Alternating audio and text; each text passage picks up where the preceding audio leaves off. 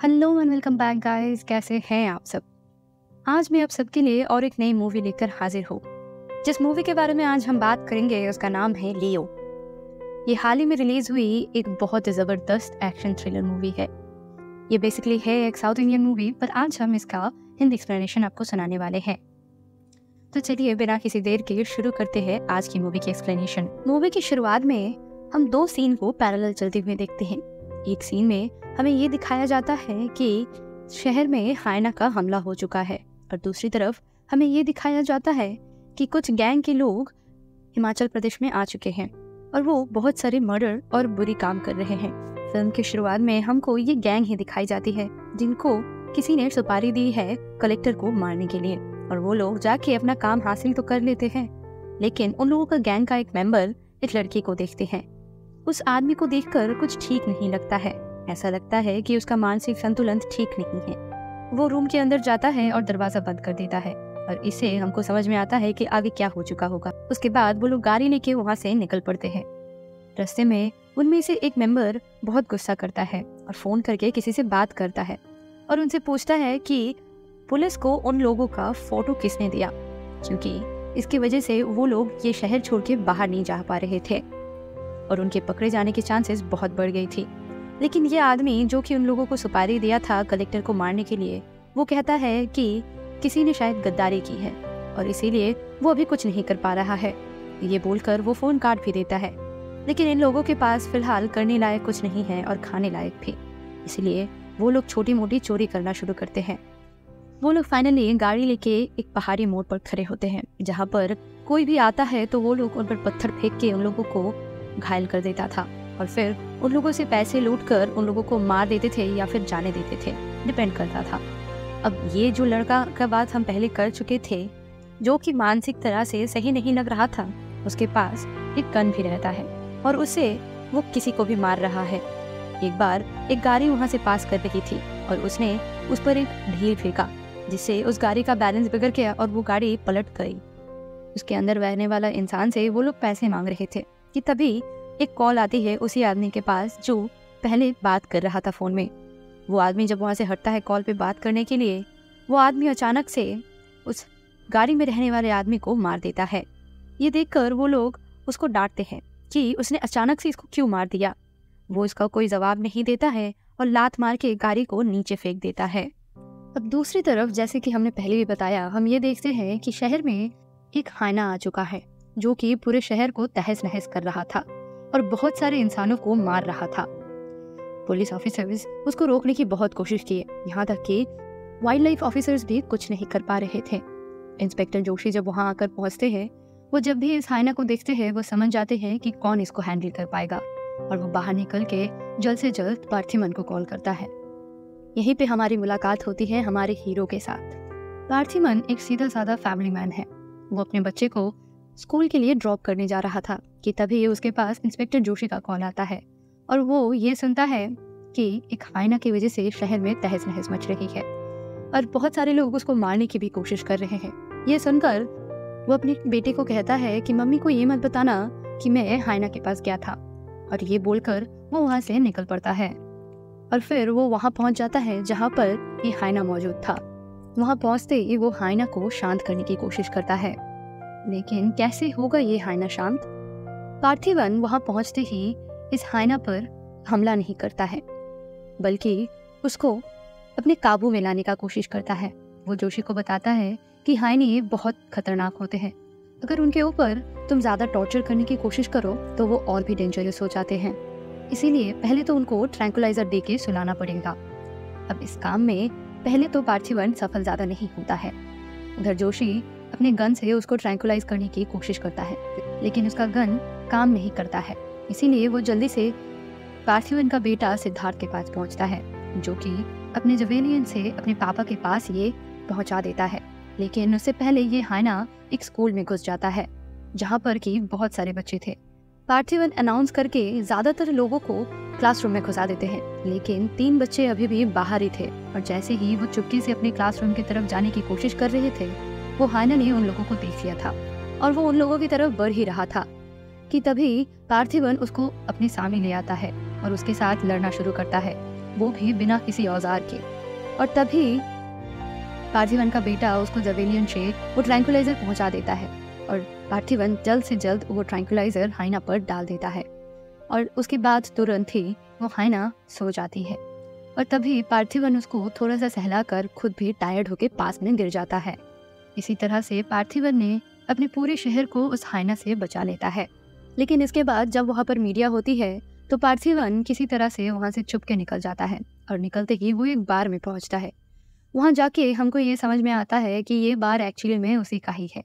वहाँ पहुँचते ही वो जल्द से जल्द अपना शर्ट चेंज कर लेता है और एक औरत को वो शर्ट धोने के लिए कहता है, क्योंकि अगर उसकी बीवी को ये पता चला कि वो हाइना से लड़ने गया था तो उसको बहुत बुरा हाल होने वाला है, इसीलिए वो कोई सबूत नहीं रखना चाहता है। अब कुछ देर बाद वो औरत वापस आके ये कहती है कि सर, इस शर्ट से दाग ही नहीं जा रहे हैं, जिससे वो डर जाता है और वो फिर से घर चला जाता है, क्योंकि उन लोगों का कोई प्लान था। अब यहाँ पर हमें थोड़ी सी उन लोगों की फैमिली मूवमेंट सिखाई जाती है, जहाँ की पार्थिवन एक पूरी तरह से फैमिली मैन है और वो अपनी फैमिली से बेहद प्यार करता है। उसकी फैमिली में उसकी बीवी और 2 बच्चे हैं, एक बेटा और एक बेटी। बेटा करीबन 19-20 साल का होगा और बेटी 8-9-10 साल की। वो लोग बहुत ही खुशहाल जिंदगी जी रहे थे। अब एक दिन अचानक से वो और उसका बेटी चिंटू कैफे में डांस कर रहे थे। तभी कैफे के अंदर वही बदमाश गुंडा आता है जिसके पास गन था। वो अंदर आके एक टेबल पर बैठ जाता है, लेकिन बाहर बार क्लोज होने की साइन लटक रही थी, इसीलिए पार्थिवन जाके उसको कहता है कि सर, बार क्लोज हो चुकी है, आप अभी यहाँ पर कुछ नहीं खा सकते। लेकिन वो सुन नहीं रहा था। वो बार बार उसको बस एक चॉकलेट कॉफी लाने को कह रहा था। जितना बार पार्थिवन उसे मना कर रहा था उतना बार वो एक एक करके बढ़ा दे रहा था। यानी पहली बार उसने 1 कॉफी बोली थी, दूसरी बार 2, तीसरी बार 3। ऐसे ही उनकी बातचीत चल रही थी कि तभी उधर से कैफे में काम करने वाली एक लड़की आती है और वो पार्थिवन से कहती है कि आज के लिए उसका काम खत्म हो चुका है, इसलिए वो घर जा रही है। अब ये गुंडा उसको देखकर हंसने लगता है और पार्थिवन ये देखकर समझ जाता है कि उसके दिमाग में क्या चल रहा है। तभी पार्थिवन के नज़र में उसके पॉकेट में रखा हुआ गन दिखाई देता है, जिससे कि पार्थिवन ये भी समझ जाता है कि इससे अभी पंगा लेना सही नहीं होगा। वो लड़की निकलने ही वाली थी कि तभी वो गुंडा उसका हाथ पकड़ लेती है और उसको वहाँ पर बैठा देती है और साथ ही साथ पार्थिवन को कहता है कि कॉफ़ी लेकर आओ। पार्थिवन सबसे पहले जाकर उसके कैश में जितने पैसे थे वो लेकर आता है और टेबल पर रख देता है। उसके बाद ये गुंडा उससे कहता है कि अभी भी उसको कॉफ़ी चाहिए, जिसके बाद पार्थिवन कॉफ़ी लाने जाता है। उधर दूसरी तरफ उसके गैंग के मेंबर्स उसको ढूंढ रहे होते हैं और एक मेंबर्स उससे कहता है कि वो अंदर है, तो बाकी के सारे मेंबर्स जाके उसको लाने जाते हैं। जब वो लोग वहाँ पर जाते हैं तो वो देखते हैं कि टेबल पर कैश रखा है, जो कि वो लोग ले लेते हैं और फिर वहाँ से जाने के लिए कहते हैं। लेकिन ये गुंडा उन लोगों का बात नहीं मानता है और कहता है कि इस सीसीटीवी फुटेज में सबका चेहरा आया है, तो इन लोगों को ख़त्म किए बिना हम लोग कहीं नहीं जा सकते हैं और सीसीटीवी फुटेज सबसे पहले उड़ाना ज़रूरी है। जिसके बाद बाकी के गैंग मेंबर्स अंदर चले जाते हैं सीसीटीवी का फुटेज उड़ाने। इधर पार्थिवन कॉफ़ी बनाकर वहाँ पे ला रहा था। जैसे ही वो कॉफ़ी बनाकर उसको देने वाला था, वो केटल से उसको मार देता है और यहाँ पर एक एक्शन सीन शुरू हो जाती है, जो देखकर आप लोगों को बहुत ही मज़ा आएगा। अब इस पूरे एक्शन के दौरान चिंटू यानी पार्थिवन की बेटी काउंटर के पीछे खड़ी थी। इधर दूसरी तरफ वो लड़की जिसको वो लोग हरास कर रहे थे वो भी काउंटर के पीछे आ जाती है चिंटू के साथ। मारपीट होते होते सिचुएशन ऐसी जगह पर पहुंचती है जहां पर पार्थिवन उस गुंडा को बहुत मारता है और ये देखकर उसके दूसरे मेंबर्स उस लड़की को बाहर निकाल कर लाते हैं और उसको मारने की धमकी देते हैं।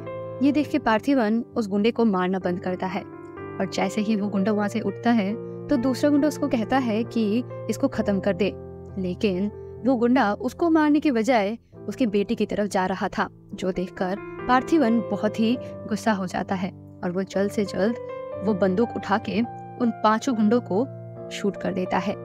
फिर वो अपनी बेटी का नाम पुकारता है, जिसके बाद उसकी बेटी उसको आवाज़ देती है। इसे ये समझ में आता है कि वो एकदम सही सलामत थी और ये कंफर्म करने के बाद पार्थिवन वहीं पर बैठ जाता है, सोचते हुए कि ये उसने क्या कर दिया है। सुबह होते ही जोशी वहाँ आ पहुँचता है क्योंकि पार्थिवन को उसको अरेस्ट करना था। क्योंकि पार्थिवन ने जितनी भी गोली चलाई है उनसे ये गुंडों की मौत हो चुकी है, तो इसीलिए उसको अभी फिलहाल जेल जाना ही पड़ेगा।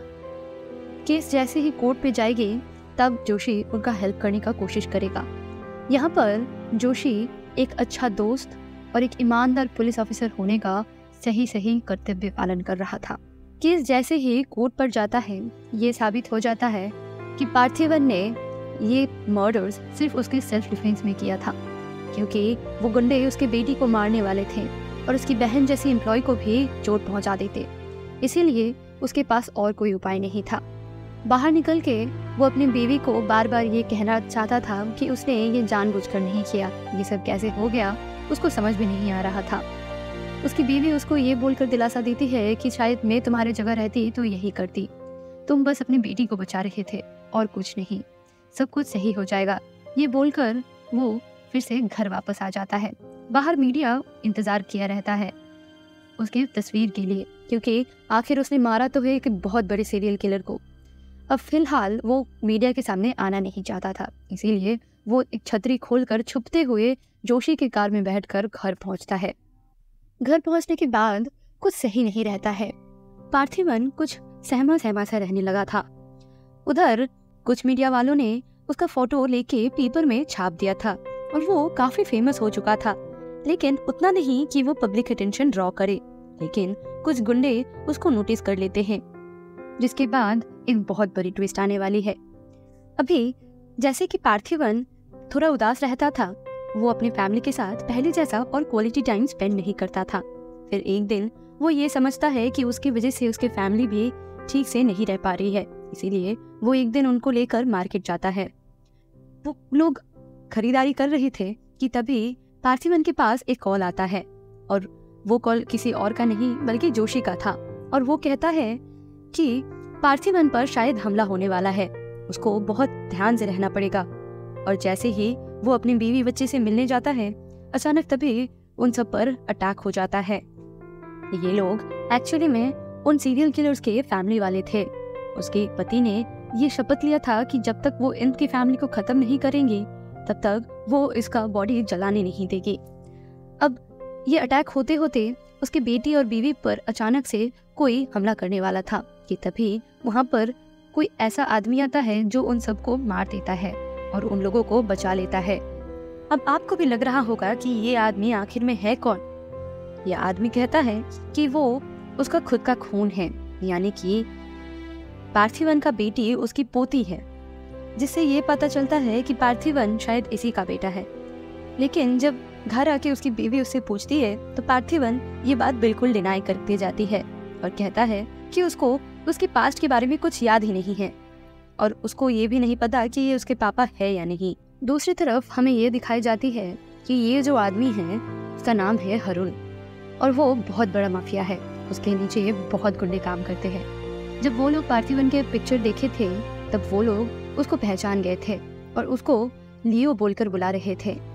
तो यहीं पर ये क्वेश्चन आता है कि सच में क्या वो लियो ही है या फिर पार्थिवन। जानने के लिए देखते रहिए। पूरी दुनिया को यही पता थी कि लियो 20 साल पहले मर चुका था, तो पार्थिवन लियो कैसे हो सकता है।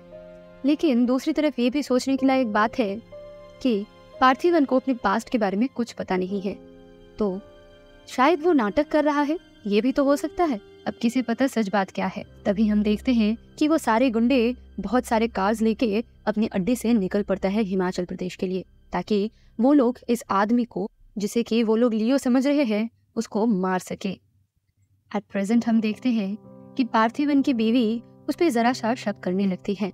जाहिर सी बात है, अगर कोई इतना सारा गुंडा लेकर आए और उसे ये कहे कि वो उसी का बेटा है तो शक तो होगा ही। इसीलिए सत्या छुप के जोशी से बात करता है और उससे कहती है कि उसको पार्थिवन के पास्ट के बारे में सारी इंफॉर्मेशन चाहिए। उनको कुछ लीड्स मिल भी जाती है, इसीलिए सत्या उसको चेक करने के लिए बाहर चली जाती है। अब वो पार्थिवन को सच नहीं बताती है कि वो एक्चुअली उसी के पास्ट के बारे में खबर लाने जा रही है। इसीलिए वो ये कहती है कि ऑफिस में उसको कुछ ज्यादा काम रह गया है। ये बोलकर वो जाना चाहती है, लेकिन पार्थिवन को एयरपोर्ट में आवाज सुनाई दे देती है और जिससे वो ये कहता है कि तुम तो अभी एयरपोर्ट में हो। लेकिन सत्या ये बोलकर टाल देती है बात को कि वो अभी हेड ऑफिस जा रही है और वो कल तक वापस आ जाएगी। फिर हम देखते हैं कि सत्या किसी पुराने दोस्त के घर जाती है जिसके साथ पार्थिवन स्कूल में पढ़ता था, और वो उसको बहुत सारे पिक्चर्स, मेमोरीज, चिट्ठी ये सब दिखाते हैं, जिससे कि सत्या को ये बिलीव हो जाता है कि ये पार्थिवन ही है।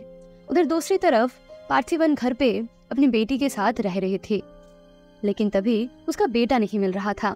इसीलिए वो अपने बेटे को जब लाने जाता है तब उधर भी एक छोटा सा फाइट हो जाता है, क्योंकि वो लोग अभी जहाँ भी जा रहे थे कुछ गुंडे उनके पीछे हमेशा पड़े हुए थे।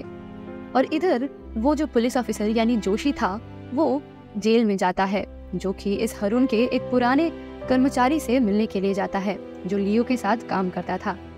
वो उसको पार्थिवन का पिक्चर दिखा के पूछता है कि ये लियो है या नहीं, लेकिन वो आदमी कुछ शराब के घूंट लगा के कहता है कि नहीं, ये लियो नहीं है, मैंने उसको वो बचपन से पाल पोस कर बड़ा किया है, लेकिन अगर मैं उसको एक बार देखूं तो पहचान जाऊंगा, ये लियो हो ही नहीं सकता है। ये सुनकर जोशी भी कंफर्म हो जाता है कि आखिर तक ये लियो नहीं है। यहाँ पे हमें और एक छोटी सी फ्लैशबैक दिखाई जाती है, ये कैसे लियो की कहानी शुरू हुई थी। एक्चुअली हरुण बहुत बड़ा सिगरेट डीलर था, लेकिन उसके दिमाग में बहुत ही अंधविश्वास थे और धीरे धीरे वो सिगरेट के साथ साथ दूसरे नशे की चीज भी बनाने लगता है, जैसे कि धुतरा, और ये चीज दुनिया में कहीं और नहीं मिलती थी। इसका सप्लाई सिर्फ इंडिया करता था। लियो बहुत मेहनत करके इस बिजनेस को आगे बढ़ा रहा था। वहाँ पे उसके साथ उसकी बहन भी काम करती थी, लेकिन इसके पापा यानी हरुण को अंधविश्वास बहुत थे और वो बलि चढ़ाने में विश्वासी था। अब वो जानवरों के बलि चढ़ाता था, लेकिन जैसे जैसे वक्त बीतता गया वो जानवर से इंसान का भी बलि देने लगा। और एक दिन उसको कुछ ऐसी चीज का बलि देना था जो कि एक औरत होगी, और उसमें कुछ स्पेशल क्वालिटीज चाहिए थे जो कि उसकी बेटी के साथ मिलती जुलती थी, यानी लियो के बहन के साथ। अब उसके पापा ये काम करने के लिए राजी हो जाते हैं, लेकिन लियो ये बात से एकदम सहमत नहीं होता है और वो बहुत गुस्सा हो जाता है और वो सब कुछ तोड़ फोड़ करने लगता है। उसकी बहन भी उसके साथ मारपीट करके वहाँ से बाहर निकलने की कोशिश करती है, लेकिन उधर इस फाइट में उसकी बहन की मौत हो जाती है, जिस गुस्से से वो इस सब बिजनेस को जलाने का ठान लेता है और फिर वो वहाँ पर सब जगह पर आग लगा देता है और खुद को भी खत्म करने का ठान लेता है और वो गोली मार देता है कि तभी सीन भी चेंज हो जाता है। तभी हम प्रेजेंट डे में देखते हैं कि सत्या घर वापस आ चुकी है और वहाँ पे नीचे पार्थिवन बैठा है बिस्तर के बाजू में। यहाँ पर असल में पार्थिवन को ये पता चल गया था कि सत्या उसी के बारे में खबर लगाने गई थी। अब सत्या उससे कहता है कि सॉरी, मेरे से गलती हो गई, लेकिन पार्थिवन बहुत रोने लगता है और कहता है कि तो कैसे तुम मेरे पर भरोसा नहीं कर पाई, मैंने आज तक तुमको कभी झूठ नहीं बोला है। और ये सब करके बहुत ही एक इमोशनल सा सीन क्रिएट होता है, जिसके बाद हम देखते हैं कि वहाँ पर अचानक से एक अटैक हो जाता है और पार्थिवन बाहर जाता है सबको मारने के लिए और वो सत्या के हाथ में एक चाकू देता है और उसकी बेटी के साथ उसको एक अलग से रूम में बंद कर देता है और कहता है कि अंदर अगर कोई भी आए तो उसको मार देना। जिसके बाद वो बाहर चला जाता है और सबके साथ लड़के फिर अंदर आता है। तभी उसके पास एक कॉल आता है जिसमें हरुण ये कहता है कि तू तो घर पर है, लेकिन तेरा बेटा कहाँ है। और ये सुनकर पार्थिवन बहुत ही शॉक्ड हो जाता है और वो अपने बेटे को ढूंढने लगता है, लेकिन वो तो घर पे था ही नहीं। इसका मतलब ये था कि हरुण ने उसको किडनैप कर लिया था। अब अपने बेटे को छुड़ाने के लिए वो जाता है हरुण के अड्डे पर। जाते वक्त रास्ते में वो गाड़ियों को फॉलो करता है जिसमें कि हरुण खुद बैठा था। वहाँ पर हमें एक जबरदस्त एक्शन सीन दिखाई जाती है जहाँ आखिर तक पार्थिवन हरुण को मार देता है और फिर वो उनके एक्चुअल बेस पे पहुँचता है। अब ये वही अड्डा है जहाँ पर हम आग लगते हुए देखे थे, जिस जगह को लियो ने खत्म करने की कोशिश की थी, ये वही जगह है। अब जैसे ही पार्थिवन अंदर जाता है वो एंटनी को देखता है जो कि असल में उसका भैया है। अब वो उसको अपने बर्थ सर्टिफिकेट्स, पिक्चर्स, बहुत कुछ दिखाता है ताकि उसको फाइनली यकीन हो जाए कि ये लियो नहीं पार्थिवन है। पार्थिवन ये कहता है कि वो सबको ये समझाते समझाते थक गया है कि वो लियो नहीं है, अगर कोई उसके जैसा दिखता है तो उसमें उसका क्या कसूर है। एंटनी पहले तो किसी तरह से भी उसको विश्वास नहीं करना चाहता है। तभी एंटनी का पालतू ईगल टेबल पर आकर पार्थिवन को गौर से देखने लगता है। इसे ये पता चलता है कि वो ईगल उसमें कुछ तो पहचान चुका है। तभी एंटनी कहता है कि सब कोई झूठ बोल सकता है, लेकिन एक बेजुबान जानवर कभी झूठ नहीं कह सकता, और ये ईगल बहुत साल बाद किसी को इस तरह से देख रहा है। जिससे कि तब भी पार्थिवन ये बात नहीं स्वीकार करता है कि वो ही लियो है, और वो कंटिन्यूअस बोलता रहता है कि वो लियो नहीं है, वो पार्थिवन है। तभी एंटनी उसके कुछ आदमियों को कॉल करता है और कहता है कि उसके घर के अंदर जाओ और उसकी बीवी और बच्चे को खत्म कर दो। पार्थिवन उसे रिक्वेस्ट करता है कि उसकी फैमिली को कुछ मत करना, क्योंकि वो अपनी फैमिली से बहुत प्यार करता है और वो पार्थिवन से कुछ भी कहेगा तो वो करेगा, बस उसकी बीवी बच्चे को छोड़ दे। जैसे ही एंटनी के लोग अंदर जाने लगते हैं तो रास्ते में बिछाए हुए बहुत सारे जाल पड़ते हैं, जिससे कि धीरे धीरे सारे लोग मारे जाते हैं। और फिर आखिर तक जब एक आदमी अंदर घुसता है तब एंटनी उससे कहता है कि ये फोन स्पीकर में देके उसकी बीवी बच्चे की तरफ दो।